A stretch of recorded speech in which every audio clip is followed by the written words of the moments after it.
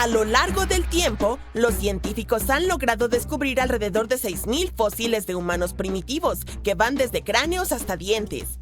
Para algunos de estos fósiles fue un juego de niños. Los investigadores pudieron identificarlos instantáneamente como pertenecientes, por ejemplo, a los neandertales. Sin embargo, cuando se trata de otros, las cosas se vuelven un poco más complicadas. Algunos fósiles no encajan en ninguna de las categorías existentes. Entonces, ¿qué categorías de seres humanos prehistóricos conocemos? Hasta hace poco, reconocíamos 8 especies diferentes de humanos primitivos. Una de ellas es el Homo habilis, que significa hombre hábil. Recordarás que Homo es humano en latín. Se asemejaban a los primates comunes, pero fueron fundamentales en nuestra evolución.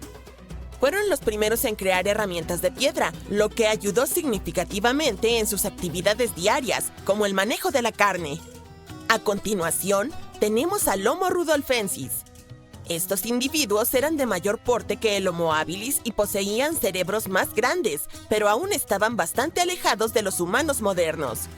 Por ejemplo, a pesar de que la estructura neurológica de su cerebro se estaba volviendo más compleja, probablemente no eran capaces de usar un lenguaje con palabras claras. Luego apareció el Homo erectus, el primero en caminar erguido, seguido por el Homo antecesor, que se considera el último ancestro común de los humanos modernos y los neandertales, junto con una serie de otras especies de Homo, como Homo heidelbergensis, Homo floresiensis y Homo neanderthalensis. Aún estamos ensamblando la historia de los enigmáticos denisovanos. Nuestro conocimiento sobre el Homo naledi también es bastante limitado, ya que fue descubierto en 2013 y es la especie número 8. Curiosamente, naledi significa estrella en el idioma Soto, porque fueron hallados en una cueva llamada Estrella Naciente. Los científicos se quedaron sorprendidos al verlos. Todo indicaba que tenían alrededor de 2 millones de años, pero tras un examen más detallado y algunas pruebas, resultó que la especie naledi es mucho más joven, entre 236.000 y 335.000 años. Sus manos estaban adaptadas para fabricar herramientas, sin embargo, no se han encontrado herramientas cerca. En resumen, son una especie enigmática y todavía queda mucho por aprender sobre ellos. Aunque hoy en día solo contamos con una especie humana en nuestro planeta, Homo sapiens, continuamos descubriendo especies antiguas que desaparecieron hace mucho. Podrías preguntarte por qué los investigadores estudian estas especies extintas. La verdad es que necesitan este conocimiento para reconstruir la compleja narrativa de nuestro pasado prehistórico. En 2024 surgió un descubrimiento significativo. La 9ª especie humana, llamada Homo yuluensis, que se traduce como cabeza grande. Los investigadores sugieren que esta especie cazaba caballos salvajes, fabricaba herramientas de piedra y procesaba pieles de animales para sobrevivir los crudos inviernos. Un investigador de la Universidad de Hawái señaló que el descubrimiento de esta posible nueva especie ocurrió mientras su equipo desarrollaba un nuevo método para clasificar evidencia fósil. Curiosamente, un posible representante de Homo yuluensis no es completamente nuevo para la ciencia. Los denisovanos, identificados por primera vez en 2010 mediante análisis de ADN de un hueso de dedo encontrado en Siberia, aún no han sido clasificados como una especie distinta. Algunos científicos proponen que podrían pertenecer a este grupo recién identificado. Estos individuos cabezones podrían ayudar a arrojar luz sobre los antiguos misterios que rodean a los fósiles de homínidos de Xuyayao, los cuales han desconcertado a los investigadores debido a sus características mixtas de Homo erectus y Homo sapiens. Verás, a veces es difícil llamar a las cosas por su nombre cuando ni siquiera sabes cómo son. Muchos misterios permanecen sin resolver porque los científicos no han tenido la pieza crucial del rompecabezas. Teóricamente, nosotros, los humanos modernos, podríamos ser considerados un poco como Homo yuluensis. ¿No me crees? Observa esto. Tenemos que considerar 2 factores clave para esta ecuación. Primero, están los denisovanos, un grupo al que podríamos referirnos como Homo yuluensis desde una perspectiva científica. Sí, Esta es solo una teoría propuesta por algunos investigadores, pero sigamos adelante por ahora y hagamos de cuenta que es un hecho. En segundo lugar, es importante saber que los denisovanos se cruzaron con los ancestros de los melanesios actuales. Estas personas habitan zonas que van desde Nueva Guinea hasta las Islas Fiji y tienen entre un 4% y un 6% de ADN denisovano. Ahora bien, es posible que no tengas esos genes, a menos que te hayas hecho pruebas, por supuesto. Pero lo importante aquí es que hay humanos modernos que comparten vínculos genéticos con los denisovanos, o Homo yuluensis, o cabezas grandes, si lo prefieres. Ahora que todo esto suena bastante plausible, desglosaremos paso a paso cómo sucedió. Los investigadores han descubierto este tipo de humanos antiguos, conocidos como los denisovanos, basándose en restos óseos hallados en Siberia. Estos humanos antiguos coexistieron y se cruzaron con humanos modernos, lo que aumentó nuestro entendimiento de la evolución humana. Nombrados así por las cuevas siberianas donde se descubrieron sus fósiles, se cree que los denisovanos se desplazaban ampliamente por Eurasia. La evidencia indica que los denisovanos vivieron junto a los neandertales e interactuaron con los primeros Homo sapiens, posiblemente hace alrededor de 50.000 años. Un equipo de científicos logró secuenciar un genoma completo de estos antiguos homínidos utilizando ADN nuclear extraído de un hueso del dedo. Este descubrimiento revela que al menos 4 grupos humanos distintos existían durante la época en que los humanos anatómicamente modernos comenzaron a migrar desde África. Junto con los humanos modernos y los neandertales, ahora tenemos que contar a los denisovanos y a otra pequeña especie humana de Indonesia, a menudo denominada los hobbits, al discutir nuestra historia evolutiva. Una pregunta fascinante que surge es por qué los genes de los denisovanos se encuentran predominantemente en los melanesios modernos, pero están ausentes en otras poblaciones eurasiáticas. ¿Recuerdas ese 4 al 6%? Una hipótesis sugiere que las interacciones entre los denisovanos y los primeros humanos modernos fueron limitadas y breves, especialmente cuando los humanos migraron a través del sudeste asiático hacia Melanesia. Los científicos especulan que solo un pequeño número de denisovanos podría haberse cruzado con un grupo más grande de humanos modernos. Esto podría ayudar a explicar cómo los genes denisovanos ingresaron al acervo genético a pesar de la probabilidad de encuentros poco frecuentes. De todos modos, cuanto más investigan nuestro pasado los científicos, más cosas fascinantes descubren sobre nuestros ancestros. Mira a los neandertales, por ejemplo. ¿Sabías que estos chicos fueron responsables de crear la primera obra de arte de la historia? Yo no tenía ni idea. Pero un estudio realizado en 2018 sobre arte rupestre antiguo en España reveló lo que ahora se consideran las creaciones artísticas más antiguas conocidas. Pensábamos que los neandertales carecían de las habilidades cognitivas necesarias para el arte, pero resulta que en realidad fueron pioneros artísticos. No solo crearon arte, sino que también parecen haber inventado los hashtags miles de años antes que Chris Messina en 2007. Estoy bromeando, pero pronto entenderás por qué mencioné los hashtags. Las obras de arte encontradas en varias cuevas de España incluyen simples plantillas de manos, un dibujo similar a una escalera y otras marcas. Hasta hace poco, se creía que estas piezas prehistóricas fueron hechas por los humanos modernos, pero nuevos métodos de prueba sugieren que son mucho más antiguas de lo que pensábamos. La obra de arte neandertal más antigua reconocida, que parece un hashtag, fue descubierta en Gibraltar en 2014. Para determinar la antigüedad de estas obras de arte, los científicos emplearon técnicas avanzadas de datación utilizando isótopos radiactivos de uranio y torio en lugar del método tradicional de carbono. Una vez completadas las pruebas necesarias, confirmaron que el arte tenía unos 65.000 años, 15.000 años más que el arte más antiguo conocido hasta entonces de Indonesia. En ese momento, la única especie presente allí eran los neandertales, por lo que es seguro decir que ellos son los autores de estas creaciones. Los humanos modernos no llegaron a España hasta unos 20.000 años después.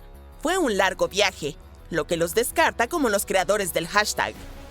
Es probable que la plantilla de mano haya sido creada intencionalmente y que el artista haya preparado el pigmento y lo haya aplicado sobre su mano.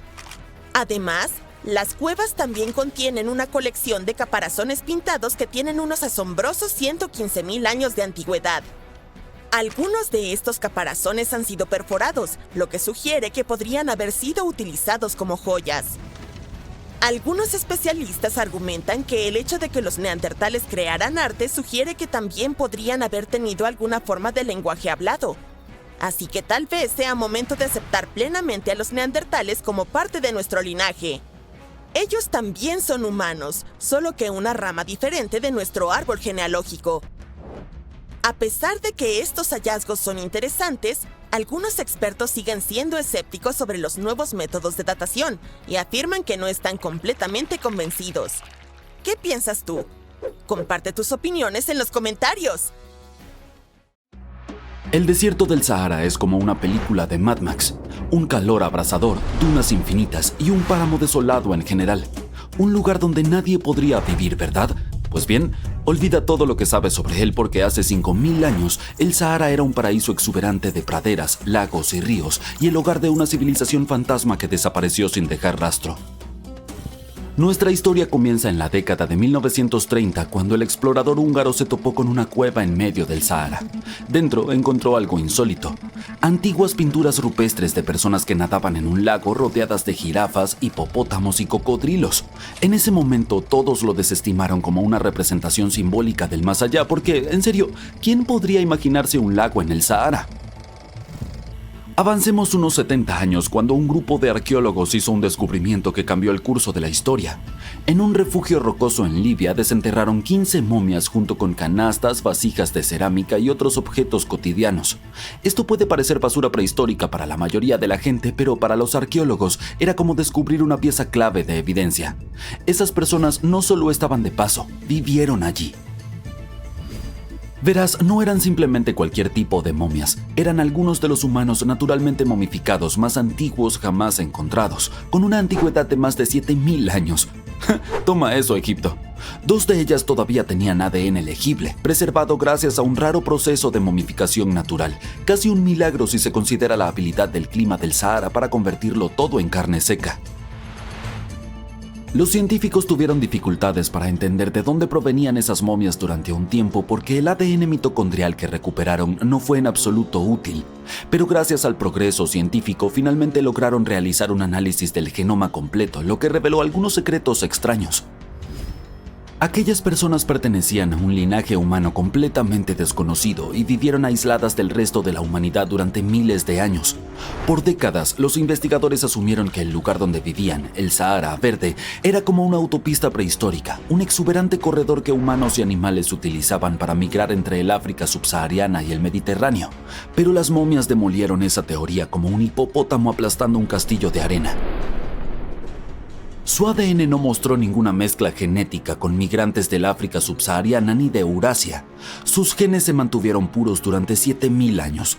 Sus parientes genéticos más cercanos no eran sus vecinos que vivían justo debajo del famoso desierto, sino algunos antiguos cazadores-recolectores de Marruecos e incluso personas que vivieron en República Checa, cuando aún no era un país, hace 50.000 años. Aún no estamos fuera de peligro porque esas momias también portan algunas pequeñísimas trazas de ADN de Neandertal. Solo el 10% de la cantidad que se encuentra en los euroasiáticos modernos. Si prestaste atención en la escuela, entonces sabes que los neandertales vivieron en Europa y Asia y los primeros humanos solo se mezclaron con ellos después de migrar fuera de África. Pero estos habitantes del Sahara Verde nunca dejaron África, entonces, ¿cómo obtuvieron genes neandertales? La teoría principal es que sus ancestros se entremezclaron con los neandertales en el norte de África hace 50.000 años, antes de establecerse en el Sahara y cortar el contacto con el mundo exterior. Los arqueólogos también encontraron huesos de ganado y herramientas hechas de piedra y madera en ese refugio rocoso, lo que demuestra que esas personas llevaban un próspero estilo de vida pastoral. Este descubrimiento dejó a los científicos perplejos por un tiempo porque, si lo piensas, la domesticación de animales no se desarrolló en África. Entonces, ¿cómo lo aprendieron si nunca se relacionaron con otros? ¿Tenían tutoriales antiguos en YouTube? Probablemente no. Los investigadores creen que debieron haber intercambiado conocimiento con grupos vecinos, pero solo conocimiento, no saliva. Es casi difícil de creer que ningún forastero se mezclara con ellos. Después de todo, ¿quién no querría vivir en una civilización próspera en medio de un paraíso verde, bebiendo leche, comiendo carne e incluso usando sangre de animal como fuente de proteína? ¡Delicioso! No tenían que cazar para cada comida gracias a su ganado y el agua abundante hacía que la vida fuera bastante buena. Y sin embargo, nunca se casaron con personas ajenas. ¿Por qué? Tal vez fue una elección cultural no salir nunca con alguien fuera de su propio grupo, o quizá fue el propio paisaje el que los mantuvo aislados. Aquí es donde los científicos apuestan. Creen que los densos bosques y ríos que existían en el Sahara Verde actuaban como un cartel de prohibido el paso de la naturaleza, lo que creaba una barrera geográfica que aislaba a animales, plantas y sociedades enteras. Este aislamiento es la razón por la que sus genes eran tan únicos. Estos individuos no se mezclaban con nadie más. Pero esta cápsula del tiempo genética casi no sobrevivió. Durante la mayor parte de la última edad de hielo, el Sahara fue aún más inhóspito que hoy en día. Una verdadera zona muerta donde los humanos no podían sobrevivir. Hace 70.000 años, incluso las personas más resistentes desaparecieron, retirándose al valle del Nilo y a la costa mediterránea. ¿Por qué? Porque la Tierra era un acosador climático. Los glaciares masivos robaban toda la humedad, lo que debilitaba los monzones hasta que las nubes de lluvia apenas llegaban al norte de África. Luego vinieron los golpes finales. Armadas de icebergs inundaron el Atlántico Norte, desencadenando sequías devastadoras cada vez. Esta fue la era suprema de prohibido el paso del Sahara. Ahora, probablemente te estés preguntando cómo es posible que el Sahara se volviera verde después de todo esto y luego regresara a ser un desierto otra vez. Bueno, todo comenzó hace 15.000 años. Yo no estaba presente en ese entonces, cuando la Tierra se estaba despidiendo de la última glaciación. El eje de nuestro planeta estaba un poco tambaleante y debido a eso el hemisferio norte se acercó más al Sol, por lo que comenzó a recibir luz solar y calor adicionales. Este verano eterno convirtió al norte de África en un enorme imán de humedad, el cual atraía agua del Atlántico y hacía que todo cayera en forma de lluvia sobre el Sahara. El resultado de esta increíble cantidad de lluvia fue una exuberante sabana completa con lagos del tamaño de pequeños países.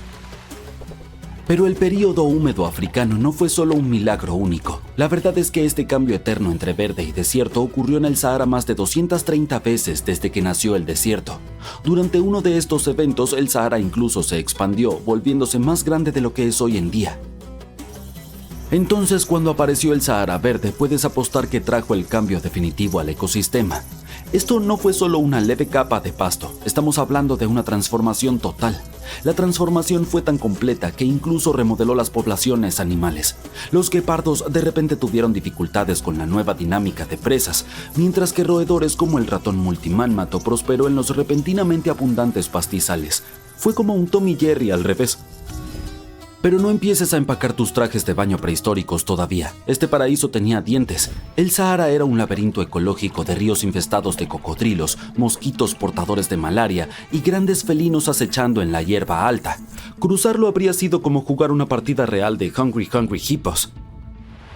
Probablemente esta es la razón por la que más grupos no se establecieron permanentemente. El clima del Sahara se alternaba entre húmedo y seco cada 20.000 años, un código postal poco estable.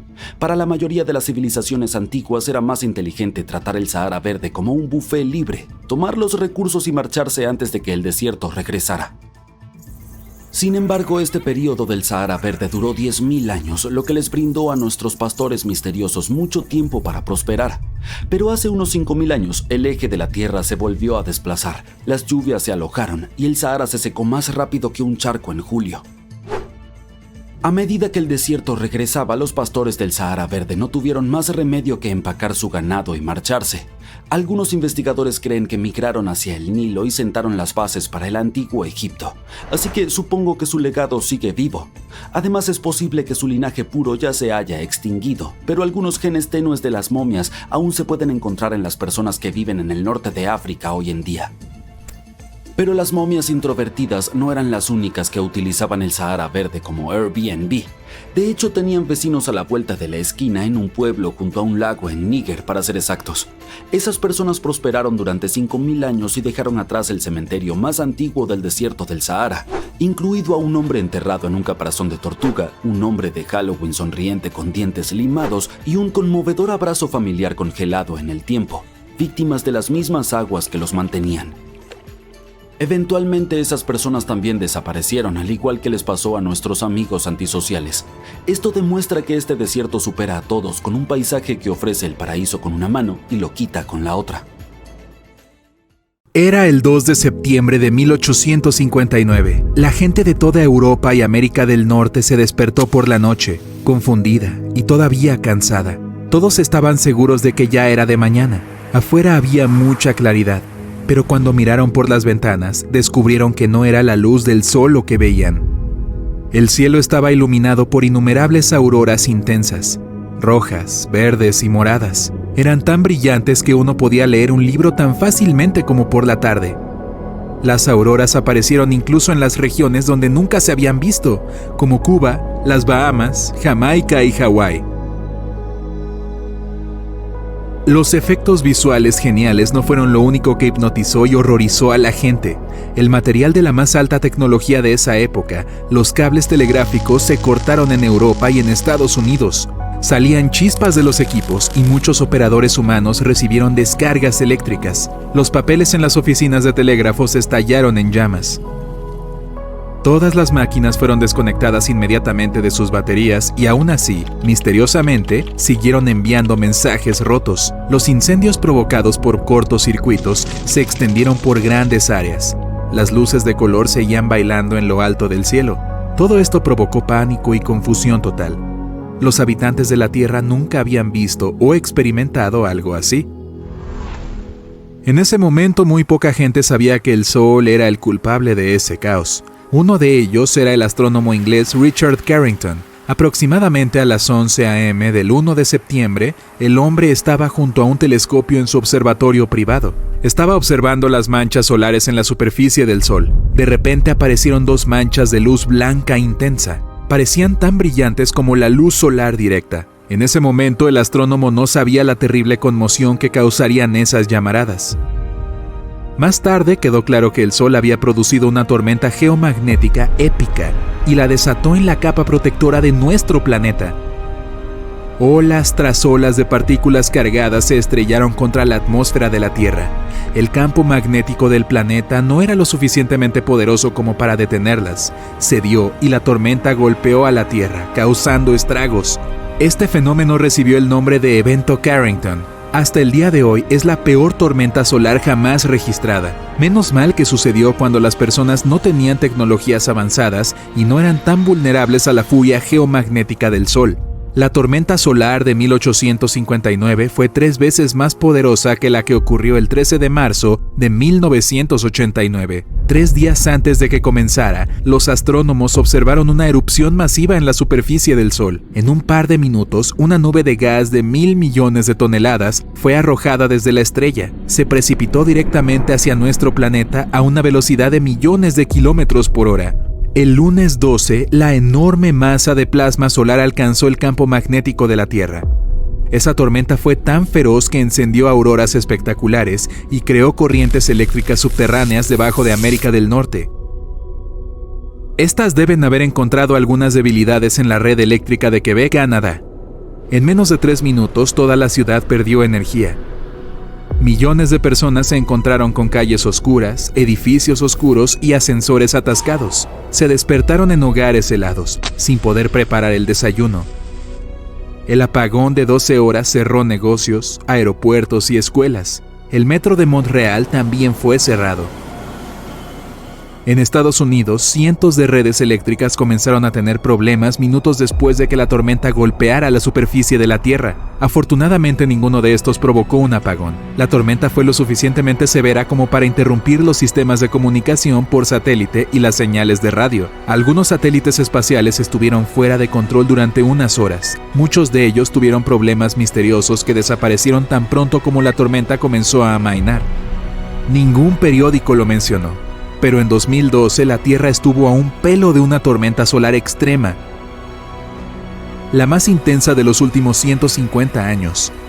El 23 de julio, los astrónomos del Centro de Predicción del Clima Espacial en Colorado vieron 2 nubes de partículas energéticas. Surgieron en la superficie del Sol y se precipitaron hacia el espacio.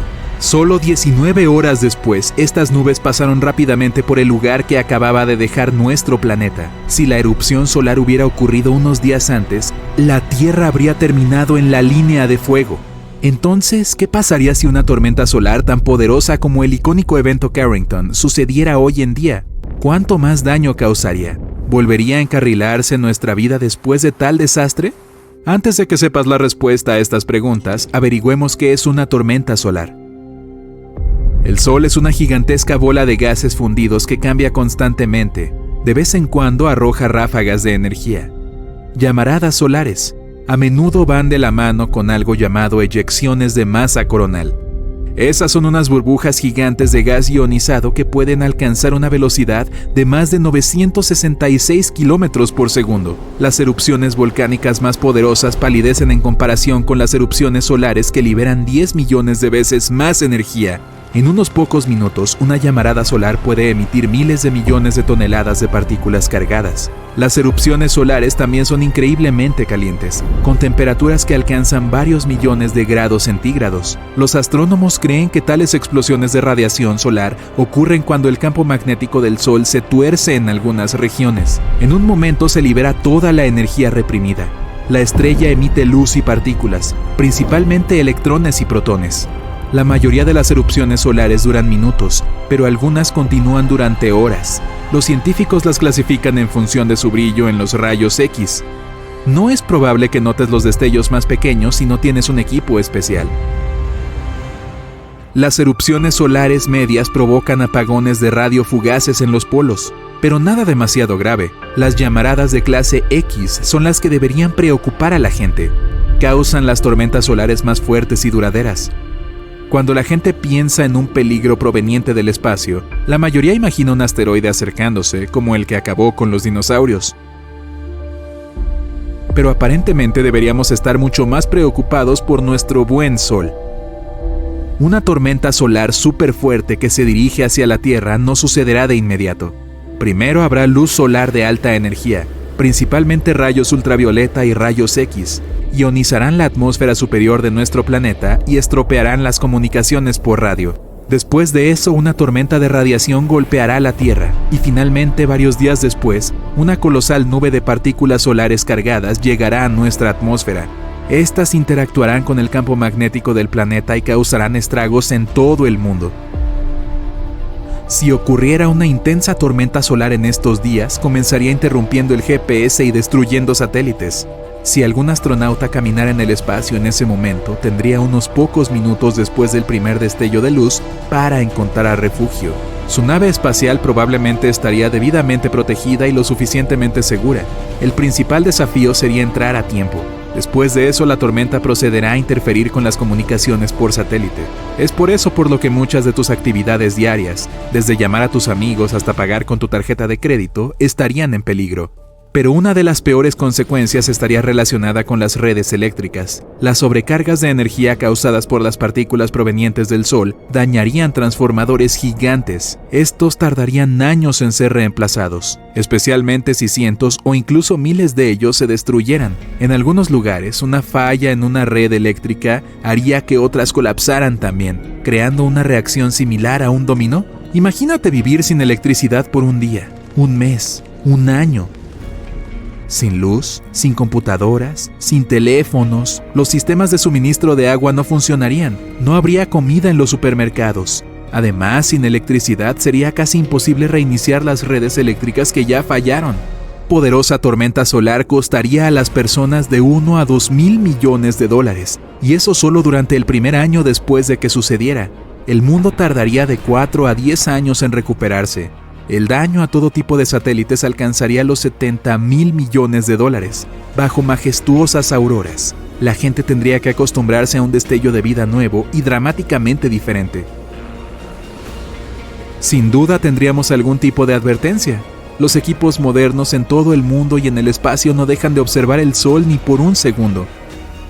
Una vez que ocurre una fuerte tormenta solar, la gente tendrá algo de tiempo para prepararse, entre varias horas y un par de días. Y si los transformadores se desconectan a tiempo, las consecuencias no serán tan dramáticas.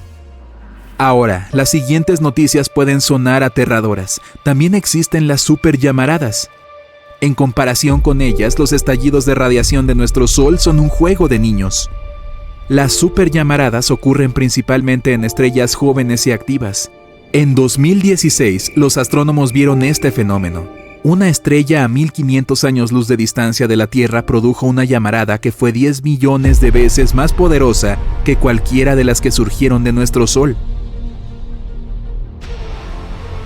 Eso no significa que estemos a salvo aquí, en la Tierra. Incluso nuestro Sol de mediana edad sabe cómo producir superllamaradas. Pero mientras que las estrellas jóvenes pueden tenerlas una vez a la semana o incluso más a menudo, para el Sol es una vez cada varios miles de años. Y aún así, si la gente no descubre cómo proteger el planeta, una sola superllamarada puede destruir nuestra capa de ozono y acabar con la vida en la Tierra. Estamos viajando 1000 años luz desde nuestro planeta hasta un sistema solar desconocido. Aquí hay 2 estrellas brillantes orbitando cerca una de la otra, pero aquí también hay una cosa pequeña pero muy masiva: un agujero negro. Estos objetos son misteriosos y peligrosos. Son capaces de tragarse todo nuestro mundo en un segundo sin siquiera darse cuenta. Aún más, pueden destrozar una estrella enorme como nuestro Sol.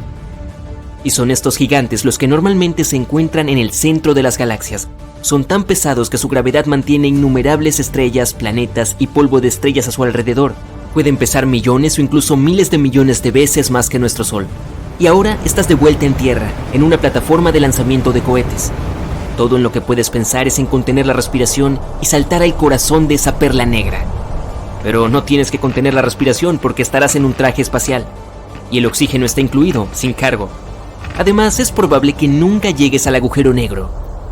Un viaje tan lejos con la tecnología que tenemos ahora tomaría decenas de miles de años.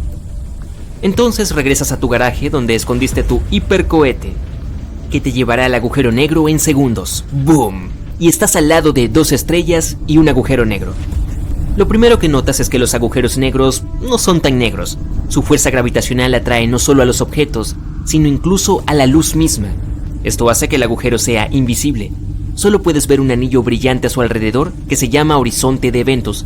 Consiste en luz retorcida, polvo caliente, plasma y pedazos de asteroides que también están atrapados allí. Así que el horizonte de sucesos es el primer obstáculo a superar. Bien, ponte tu mochila propulsora, abre la puerta de tu cohete y salta hacia el agujero negro. La fuerza de la gravedad comienza a atraerte rápidamente hacia ella. El traje espacial te protege de las enormes temperaturas y niveles de radiación en el horizonte de eventos. El equipo de protección convencional difícilmente te ayudaría, así que le agradeces a tu papá por esconder este traje protector superpoderoso también en tu garaje. Empiezas a sentir que tu cuerpo se estira desagradablemente. El problema es que la gravedad aumenta cada centímetro más cerca del centro del agujero negro, y es mucho más fuerte en tu cabeza que en tus pies. Tu cuerpo comienza a estirarse como espagueti. Por eso se llama espaguetificación. Ningún traje puede protegerte de eso, y no hay una sola nave espacial que pueda soportar ese tipo de tensión. Bueno, este fue un video corto. Bien, rebobinemos al momento antes del salto. Te das cuenta de que para llegar al corazón del agujero negro y sobrevivir, no necesitas un equipo mejorado, sino otro agujero negro. Y es el tamaño y el peso lo que importa aquí. Teóricamente puedes sobrevivir cayendo en un agujero negro supermasivo. Se trata del ancho del horizonte de eventos del agujero negro. Cuando un agujero es pequeño, aproximadamente del peso de nuestro Sol, el horizonte de sucesos también lo es. Y luego su borde está notablemente cerca del centro de la fuerza gravitacional anormal, lo que te haría estirarte rápida y brutalmente. Pero si el horizonte de eventos es ancho, está más lejos del centro de la fuerza gravitacional. Entonces la diferencia de gravedad que presiona tu cabeza y tus pies será inexistente. Por lo tanto, si tienes suficiente aire en tu traje espacial, puedes sobrevivir a ese viaje. Así que debes elegir un agujero negro supermasivo. Vamos a ver. ¿Uno en el centro de la Vía Láctea? No, hay demasiado plasma caliente y escombros a su alrededor. Necesitas un agujero negro completamente aislado para un salto como este. En algún lugar del espacio oscuro, donde no ha tenido tiempo de recoger los escombros de los mundos vecinos a su alrededor. Rápidamente abres tu mapa espacial y encuentras un agujero negro. Un viaje más rápido que la luz y has llegado. Ahí está, una enorme nada oscura. Solo hay luz distorsionada de estrellas y galaxias distantes en su horizonte de eventos. Para probar tu teoría, le arrojas un maniquí. Se acerca al agujero negro y luego se detiene. Pero es solo una ilusión. El agujero negro es tan pesado que puede deformar tanto el espacio como el tiempo. Entonces, para el observador, el maniquí está congelado en el horizonte de eventos, pero hace mucho tiempo que entró en él. El maniquí no se espaguetizó como tú cuando caíste en un pequeño agujero negro, así que ahora saltas con confianza en él. Recuerda que, aunque te sientas bien, sigue siendo un viaje de ida. Una vez en el campo de atracción del agujero negro, nada puede escapar de su abrazo. No importa qué tan poderoso sea el cohete que tengas o qué tan fuerte agites tus brazos. Ahora estás en el borde del disco de acreción. Cada segundo aquí equivale a semanas o meses en la Tierra. Estás viajando en el tiempo. Es posible que nuestro planeta ya tenga autos voladores y rascacielos de varios kilómetros de altura por todas partes. Pero para ti, solo son un par de minutos. ¡Wow! Toda la luz que ves de las estrellas se ha vuelto roja. Eso también se debe a la gravedad. La luz que vemos son ondas, pero el agujero negro las estira. Las longitudes de onda cortas del azul se vuelven largas y rojas. ¡Genial! Has pasado el horizonte de eventos y ahora te diriges a la nada negra. Miras hacia arriba y ves un delgado rayo de luz. Lo último que ves, de hecho. Después de eso, solo queda un oscuro vacío. Nadie sabe lo que sucede a continuación. Algunas teorías dicen que los agujeros negros pueden ser portales a otra dimensión o a otro lugar del universo. Al saltar a un agujero negro en nuestra galaxia, puedes saltar a cientos de miles de años luz de distancia de nuestro hogar. En ese caso, experimentarás tu caída al revés. Primero ves un rayo de luz pequeño pero en expansión. Luego la luz roja de las estrellas vuelve a ser azul y antes de que te des cuenta, estás de vuelta en el horizonte de sucesos. Y poco después, estás libre de la atracción del agujero negro. Pero los científicos aún no pueden confirmar esta teoría.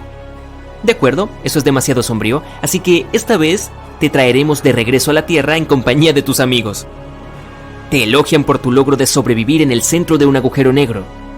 Ahora eres el corazón de tu grupo de amigos y ningún agujero negro puede asustarte.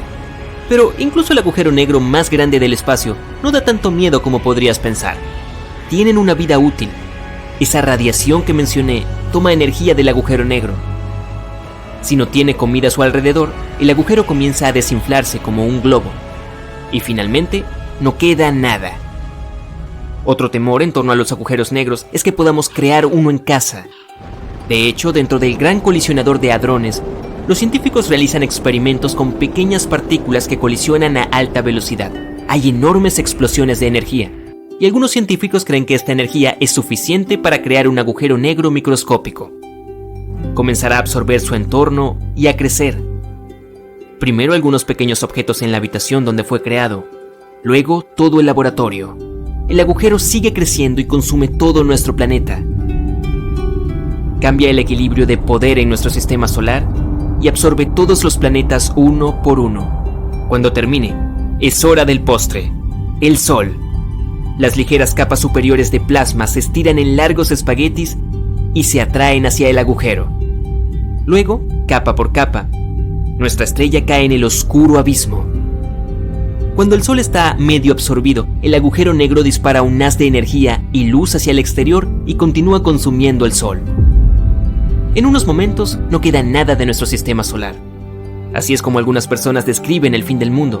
Pero incluso si logramos crear un agujero negro microscópico, estaremos a salvo. Será demasiado pequeño para absorber objetos grandes y solo se alimentará de pequeñas partículas atómicas. Los agujeros negros emiten energía además de consumirla, por lo que nuestro pequeño no tendrá tiempo de crecer. Perderá más de lo que encuentra en una fracción de segundo. Entonces lo que verás es un destello momentáneo y luego nada. Aunque crear un agujero negro estable y controlado puede incluso ser útil, emiten enormes cantidades de energía que podemos utilizar. Un agujero negro de la masa del monte Everest podría alimentar a toda la humanidad. Por supuesto, los agujeros negros siguen siendo peligrosos, pero podemos observarlos y estudiar nuestro universo. Si nos mantenemos lo suficientemente lejos, por supuesto. Entonces, decides poner un candado en la puerta del garaje por ahora.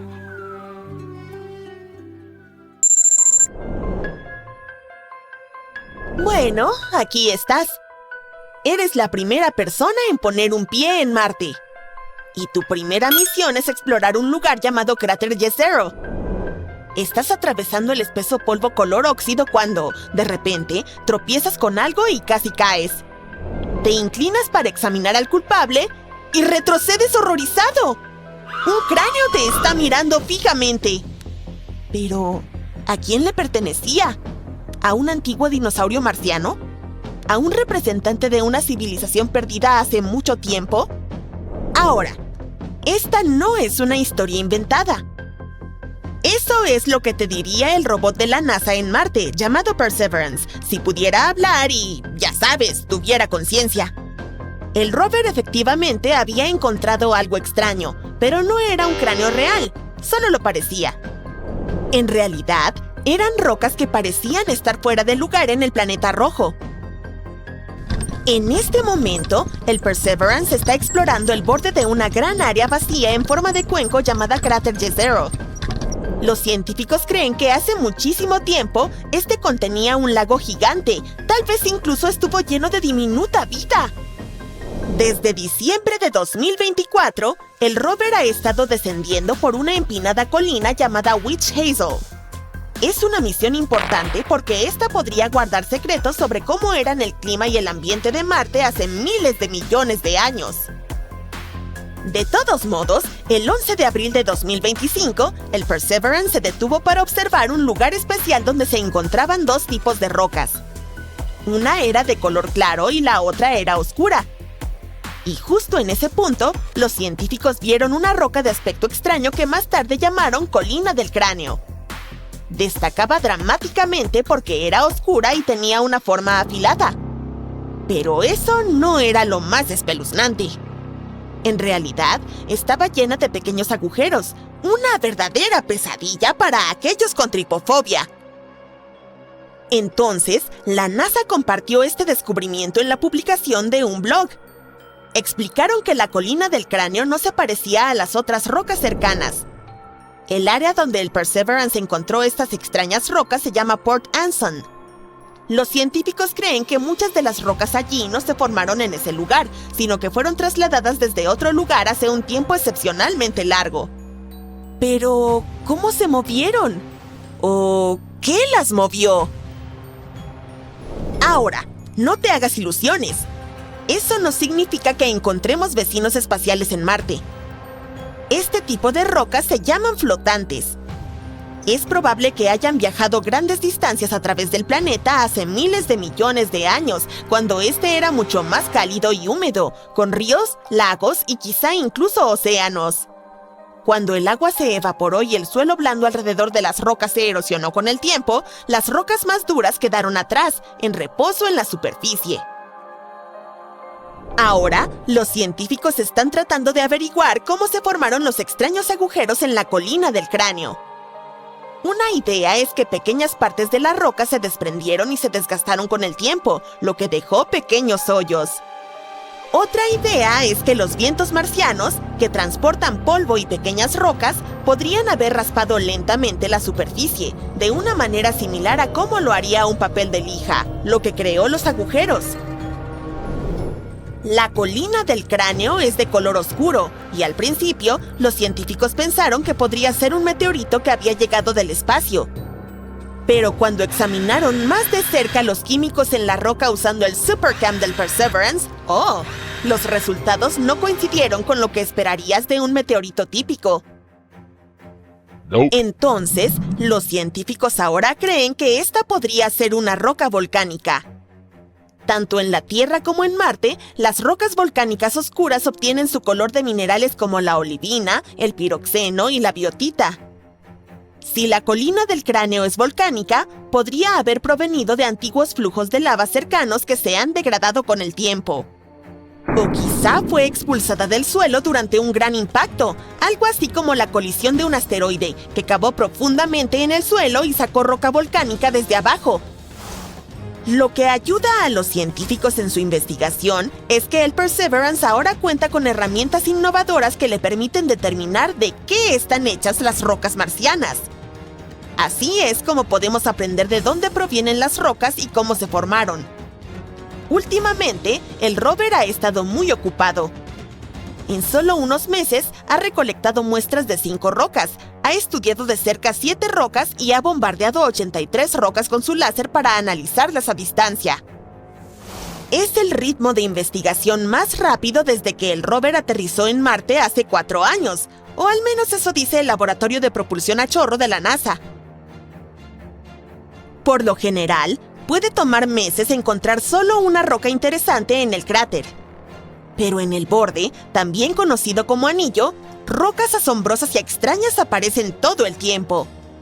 Los científicos están especialmente entusiasmados por llevar estas muestras de regreso a la Tierra para ver si muestran signos de que alguna vez existió vida en Marte. Pero hay un problema. El plan para traer las muestras de regreso, llamado Misión de Retorno de Muestras de Marte, es realmente complicado, costoso y está enfrentando retrasos. Así que, por ahora, las muestras permanecen en Marte, a la espera de su viaje de vuelta. ¡Hey, Uber! Hay otro rover que está trabajando arduamente para ayudarnos a obtener más información sobre nuestro vecino. Ese es el Curiosity, y podría haber encontrado una pista sobre lo que le ocurrió a la atmósfera de Marte hace miles de millones de años. Gruesa y rica en dióxido de carbono. Si el planeta rojo alguna vez tuvo temperaturas cálidas y agua corriente, ¿dónde están las señales de todo el carbono que debería haber quedado? Normalmente, un planeta así tendría carbonatos, minerales formados cuando el dióxido de carbono reacciona con agua y roca, enterrados en su suelo.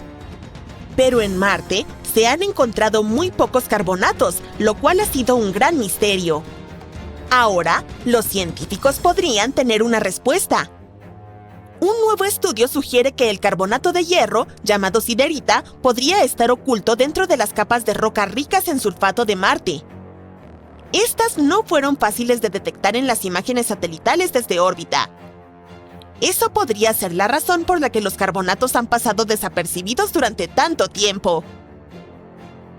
En algún momento del pasado, el ciclo del carbono en Marte se desbalanceó. Las rocas empezaron a absorber más dióxido de carbono del que liberaban. Con el tiempo, esto pudo haber causado que Marte perdiera demasiado CO2 de su atmósfera, lo que podría haber enfriado el planeta, transformándolo en algo seco y sin vida. Este podría haber sido aún habitable cuando esto sucedió. Pero una vez que el dióxido de carbono comenzó a convertirse en siderita, Marte pudo haber empezado a volverse demasiado frío para sustentar la vida. El rover Curiosity encontró estas rocas ricas en carbono en el cráter Gale, un área en Marte que solía estar llena de agua. Las rocas también contienen muchas sales, que normalmente se forman cuando el agua se evapora. Esto apoya la idea de que Marte experimentó grandes cambios, probablemente de un planeta con un clima agradable al mundo frío y seco que vemos hoy en día. Si los científicos encuentran más siderita en otras partes de Marte, podría ayudar a explicar a dónde fue todo ese antiguo dióxido de carbono. Incluso mejor, apoyaría la idea de que Marte fue una vez cálido, húmedo y tal vez incluso habitable.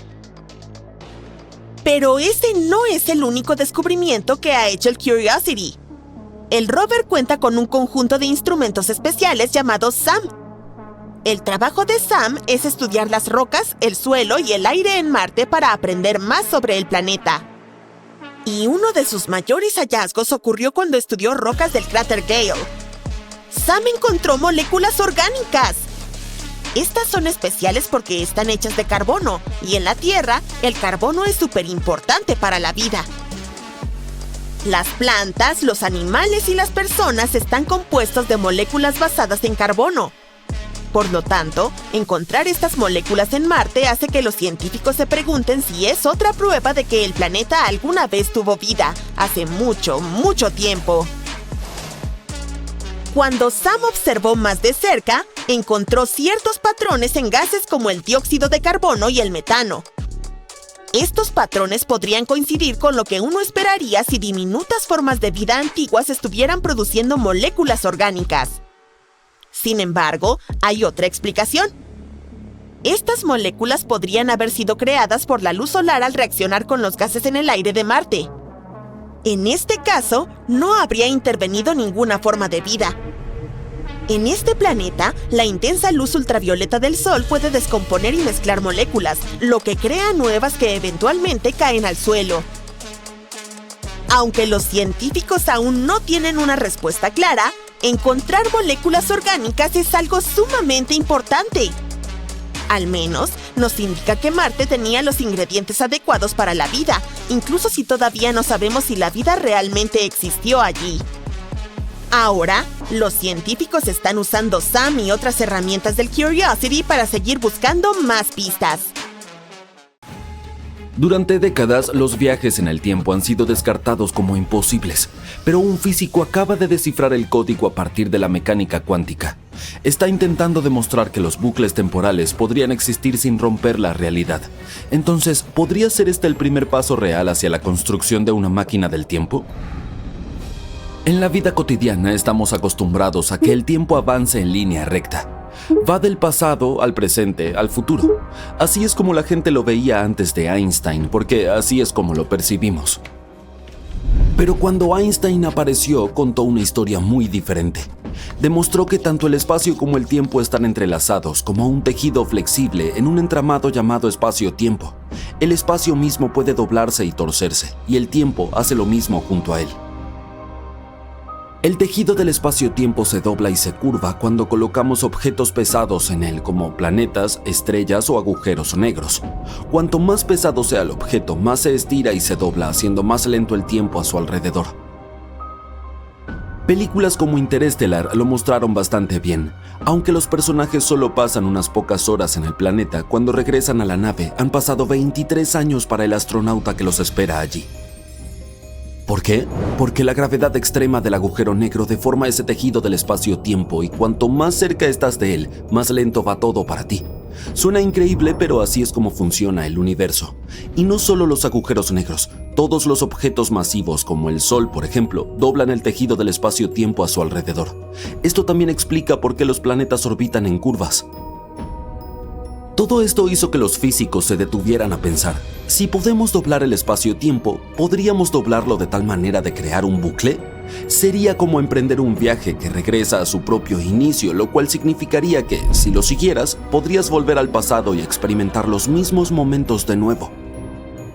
Eso sería bastante increíble. Imagina que caminas por un pasillo esperando salir por una puerta al final, pero en lugar de una puerta te encuentras de nuevo en el mismo lugar donde comenzaste, entrando en tu pasado. Inventaron esos bucles imaginarios y los llamaron curvas temporales cerradas o CTC. Pero imagina lo difícil que sería lograr algo así. Sí, los objetos pesados pueden estirar y torcer el espacio-tiempo, pero ni siquiera esos objetos masivos buclean el tiempo, simplemente lo ralentizan mucho. Es hipotéticamente posible, pero requeriría condiciones extremas. Por ejemplo, si el agujero negro recibe un pequeño impulso adicional al girar, teóricamente podría doblar el espacio-tiempo a su alrededor en un bucle. También hay algunas ideas extravagantes como la materia exótica y los agujeros de gusano, pero todas son especulativas. Sin embargo, supongamos que hay una manera de crear un CTC. Crearlo no es nuestro único problema. Aquí es donde comienzan las paradojas.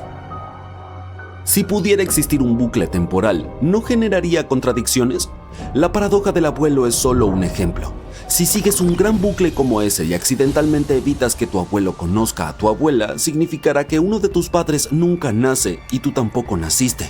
Entonces, ¿cómo podrías viajar al pasado en primer lugar? ¿O qué te sucede después de eso?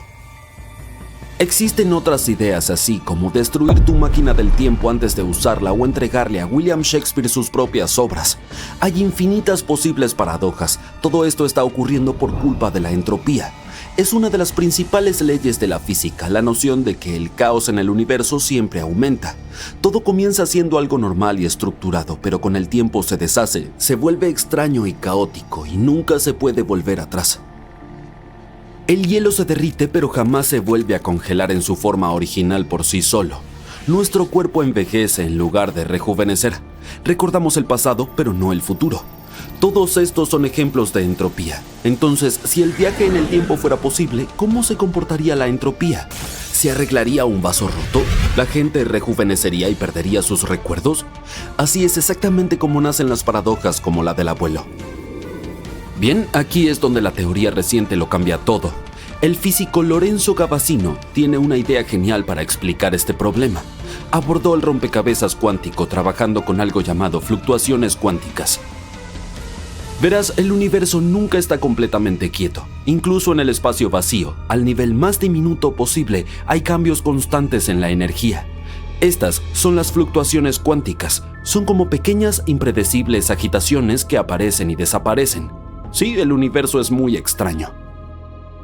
Es como un lago. A simple vista parece tranquilo, pero si lo observas con un gran aumento, verás pequeñas e impredecibles ondulaciones formándose y desapareciendo constantemente. El universo es similar con las fluctuaciones cuánticas. Estas fluctuaciones ocurren en todas partes y se vuelven muy importantes al tratar con fenómenos como los agujeros negros y los bucles temporales. Bien, volvamos a los bucles temporales. Gavazzino dice que en un bucle temporal las fluctuaciones cuánticas interfieren con la entropía de una manera extraña. Idealmente el caos debería aumentar como es habitual. Envejecemos, nuestro traje espacial se desgasta, las cosas rotas no se arreglan solas y así sucesivamente. Pero parece que, en lugar de siempre aumentar, el caos en un bucle temporal puede disminuir al azar. Esto significa que cosas que deberían ser irreversibles, como el envejecimiento o romper algo, podrían revertirse. Así que si intentas hacer algo alocado durante un viaje en el tiempo, no funcionará. Si intentas evitar que tu abuelo se convierta en tu abuelo, el universo podría revertir ese cambio, haciendo que parezca que nunca pasó. Si viajas al pasado, tus recuerdos podrían desaparecer, lo que significa que no recordarías el futuro del que viniste. Y si intentas romper la casualidad, el universo podría eliminar la contradicción. El tiempo siempre encontraría la forma de corregirse a sí mismo, evitando las paradojas. De hecho, los científicos han sospechado esto durante un tiempo. Muchos de ellos han creído que si el viaje en el tiempo fuera posible, el universo de alguna manera evitaría paradojas extrañas. Es decir, se aseguraría de que todo lo que ocurra sea lógicamente coherente consigo mismo.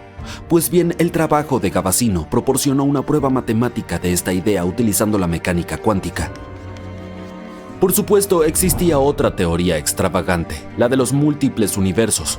Definitivamente la has visto en las películas. Cuando viajamos en el tiempo y cambiamos algo, solo creamos una nueva línea temporal. La antigua permanece, pero esta tomaría un rumbo completamente diferente. Pero esta idea es más un concepto genial de ciencia ficción que de matemática y física reales. ¿Eso significa que el viaje en el tiempo realmente existe? Pues no, ahora mismo no.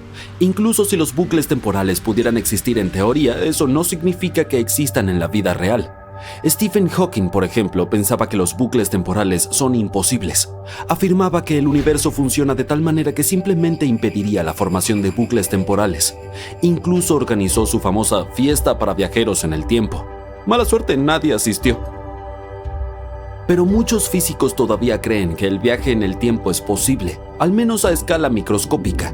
Incluso de algún modo lograron hacerlo. Por ejemplo, equipos de Oxford y Viena querían ver si podían retroceder un solo electrón en el tiempo. Y lograron hacerlo dentro de una computadora cuántica. Sin embargo, el efecto fue diminuto, de solo una fracción de segundo. Recrear eso sería una locura. Si quisiéramos ver algo así de manera natural, tendríamos que observar 10.000 millones de electrones por segundo durante toda la edad del universo, y aún así lo veríamos solo una vez. Cuantas más partículas intentan retroceder, más errores surgían. Con un pequeño electrón funcionaba bien, pero cuando llegaban a 3, la precisión se reducía a la mitad. Sin embargo, aunque nunca encontremos una manera de viajar en el tiempo, comprender todas estas cosas podría servirnos mucho. Nos ayudaría a estudiar los agujeros negros, el universo temprano e incluso la tecnología cuántica. Así que mientras las máquinas del tiempo siguen siendo ciencia ficción, estas investigaciones nos acercan a comprender nuestro universo. Vaya, podría haber habido más especies humanas a lo largo de la historia de lo que pensábamos. En un lugar de China oriental, Hualongdong, los científicos encontraron los restos de un humano que vivió hace unos 300.000 años. Hallaron una mandíbula y partes del cráneo. Estudiaron cuidadosamente estos huesos para compararlos con los de otros humanos antiguos y modernos. Los restos en sí no eran tan raros. Sabemos que nuestra familia humana es realmente diversa y ha existido durante millones de años. Conoces a nuestro antiguo pariente llamado Australopithecus, ¿verdad? Estos individuos vivieron en diferentes partes de África y caminaban en 2 piernas, al igual que los humanos modernos. Sin embargo, su cerebro y algunas otras partes de su cuerpo los hacían más parecidos a los simios. Sus dientes son un buen ejemplo de cómo eran una mezcla entre simios y humanos modernos. Sus colmillos eran más pequeños que los de los simios, pero sus muelas eran aún más grandes que las nuestras. Había diferentes tipos de Australopithecus. Puedes reconocer algunos como el Paranthropus por sus grandes mandíbulas y dientes. Uno de los fósiles más famosos de Australopithecus es Lucy, una mujer que tiene unos 3.200.000 años. Fue encontrada en Etiopía, así que sabemos que nuestra familia creció desde ese punto o probablemente incluso antes. Pero siempre es genial darles la bienvenida a algunos nuevos miembros, lo que parece ser el caso con este nuevo descubrimiento. Algunas partes de estos huesos se parecen a los huesos de los humanos antiguos, mientras que otras se asemejan más a los huesos que tienen los humanos modernos. Por ejemplo, la persona cuyos huesos se encontraron no tenía barbilla. Eso significa que no podemos clasificarlo en ninguno de los grupos que conocemos como los neandertales o quizá incluso los Homo sapiens. Entonces, podría ser que nos estemos perdiendo una rama del árbol genealógico humano o un paso importante en nuestra evolución. Lo que estamos observando aquí podría ser una mezcla entre los que se convirtieron en humanos modernos como nosotros y los que se transformaron en los que hoy conocemos como denisóvanos. Sin embargo, lleva tiempo descifrarlo todo. No sabíamos mucho sobre los denisóvanos hasta que encontramos algunos de sus huesos en una cueva en las montañas. Estos huesos son realmente raros y solo teníamos unas pocas piezas para analizar, pero sus genes nos dijeron mucho más sobre su pasado que sus fósiles. Diferentes tipos de humanos vivieron en este planeta, pero con el tiempo se fueron dispersando. Un grupo comenzó a vivir en África. Esos son de nuestra especie, los Homo sapiens. Otro grupo se trasladó a Europa. Así surgieron los neandertales. Pero algunos de estos antiguos grupos humanos se trasladaron hasta Asia. Ahí es donde podemos rastrear una especie nueva e interesante, los denisóvanos. Parece que son primos tanto de los humanos modernos como de los neandertales. De hecho, las 3 especies compartieron un ancestro común hace unos 765.000 años. Todavía no está claro por qué los neandertales y los denisóvanos tomaron caminos distintos, pero una teoría dice que fue principalmente porque la capa de hielo del Ártico se expandió hacia el sur hasta el Mar Negro y separó Europa de Asia. La vida, o mejor dicho, el planeta, los mantuvo separados durante mucho tiempo. Además, siempre cambiaban de lugar de residencia en busca de algo mejor, como toda especie humana antes y después de ellos. Pero esto no duró para siempre. Los científicos encontraron genes de 2 grupos de denisóvanos, uno en Asia continental y otro en un lugar llamado Melanasia. Así que no solo tenían diferentes grupos dentro de sus poblaciones, sino que también parece que, después de miles y miles de años de desarrollarse de manera independiente, los miembros de estas 3 poblaciones, neandertales, denisóvanos y humanos modernos, de alguna manera se encontraron nuevamente y se esparcieron por toda la Tierra. Un 5% del genoma denisóvano sigue existiendo, no en la zona donde los científicos encontraron sus huesos, sino en personas que viven a miles de kilómetros de distancia en el sudeste asiático, por ejemplo, en Papúa Nueva Guinea. Pero los científicos creen que la cueva donde se hallaron los restos de los denisóvanos podría ser el punto más al norte donde vivieron. Habría sido demasiado frío para que sobrevivieran si hubieran ido más al norte. Desde allí viajaron hacia el sur, hasta Indonesia. Esto fue posible porque durante su época los niveles del mar eran más bajos que hoy, por lo que Indonesia estaba conectada al continente asiático. Pero tal vez no llegaron a Australia ya que estaba separada por el agua. Estos 3 grupos también se mezclaron. Los científicos han encontrado un hueso de una niña que tenía una madre neandertal y un padre denisóvano. Es el único híbrido humano de primera generación que hemos descubierto. Incluso le dieron un apodo genial, Denny. Uno de los misterios sobre los denisóvanos es cómo desaparecieron. Quizás se mezclaron tanto con otros humanos que simplemente se integraron. ¿O es posible que los ancestros de los humanos modernos fueran más fuertes, tuvieran mejores herramientas o incluso trajeran algunas enfermedades que no les afectaban a ellos pero sí afectaban a los denisóvanos? El clima y el lugar donde vivían también pudieron haber desempeñado un papel. Los denisóvanos habitaron una amplia variedad de entornos, desde las frías regiones de Asia hasta la tropical Indonesia. Los cambios climáticos y los desafíos de los diferentes hábitats pudieron haber sido muy difíciles de superar. Pero es difícil trazar líneas estrictas en nuestro árbol genealógico. De todos modos, todavía estamos aprendiendo al respecto. ¿Quién sabe cuántos nuevos parientes estamos a punto de descubrir? Hace medio siglo, un equipo de científicos tuvo la idea de que un conjunto de fósiles que encontraron en el Gran Valle del Rift en Tanzania eran en realidad los restos de una nueva especie humana. Sí, ese fue el momento en que le dimos la bienvenida al Homo habilis a la familia. Fue un gran descubrimiento en ese momento, ya que la mayoría creía que la historia de nuestra evolución había sido realmente simple. Primero existieron los Australopithecus, que se parecían a los simios. Después de ellos estuvo el Homo erectus, el hombre erguido. Probablemente vivieron en África hace unos 2 millones de años, pero también se expandieron a través de Eurasia. Fue la primera especie humana de la que tenemos conocimiento en haber viajado distancias tan largas para encontrar un mejor lugar para vivir. Se veían y actuaban como humanos. Además, probablemente fueron los primeros de nuestros ancestros que aprendieron a manejar el fuego. Tal vez también llevan la delantera a la hora de cocinar alimentos, y por eso estamos definitivamente agradecidos. Cocinar alimentos fue una innovación que hizo la dieta humana más nutritiva y pudimos desarrollar cerebros más grandes e inteligentes. Así que sí, el Homo habilis hizo las cosas más complicadas. Podían caminar sobre 2 piernas, pero también eran mejores trepadores de árboles que caminadores por el suelo como nosotros. Además, su cerebro era más pequeño que el de un humano moderno. Al principio parecía que estos fósiles podrían ser de una rama completamente diferente de la familia relacionados con otras criaturas, los Australopithecus africanos, que se asemejaban a simios. Pero a medida que se excavaba más, se mostró que aunque sus mandíbulas y dientes eran similares, el Homo habilis era más grande y un poco diferente.